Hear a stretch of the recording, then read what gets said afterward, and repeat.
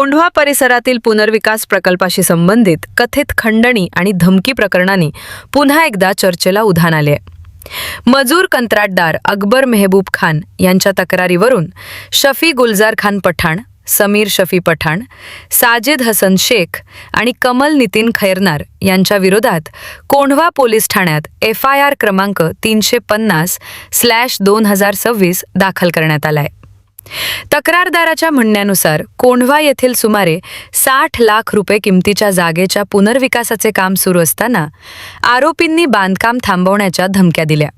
तसेच पुणे महापालिकेकडे तक्रारी करून कारवाई घडवून आणण्याची भीती दाखवत 15 लाख रुपये आणि 2 प्लॉट्सची मागणी केल्याचा गंभीर आरोप करण्यात आलाय. भीतीपोटी रोख रक्कम आणि बँक व्यवहारांद्वारे पैसे दिल्याचाही दावा तक्रारीत करण्यात आलाय.